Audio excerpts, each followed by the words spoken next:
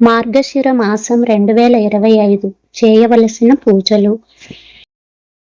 ఈ మాసమంతా ప్రతిరోజు పరమాత్మకు 1000 జాజిపూలతో కట్టిన దండను సమర్పించడం వలన విష్ణు తుల్యమైన పరాక్రమం కలిగి శాశ్వత వైకుంఠ ప్రాప్తిని పొందుతారు.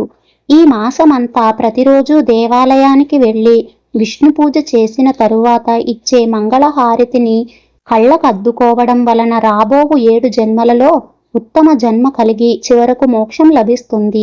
ఈ మాసమంతా ప్రతిరోజు శ్రీకృష్ణ నామ స్మరణ చేయడం వలన మహత్తరమైన ఫలం కలుగుతుందని ధర్మశాస్త్రం తెలియజేస్తుంది.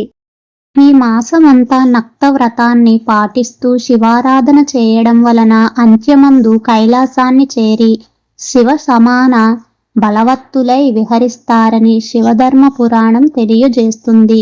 ఈ మాసమంతా నియమనిష్టలతో అమ్మవారిని పూజించడం వలన మోక్షం లభిస్తుంది. మార్గశిర మాసంలో రాళ్ల ఉప్పును బ్రాహ్మణుడికి దానం ఇవ్వడం వలన సౌభాగ్యం లభిస్తుంది. మార్గశిర మాసంలో మధురలో నివసిస్తూ శ్రీకృష్ణ దర్శనం చేసిన వారికి పుణ్యం అనంతమైనది.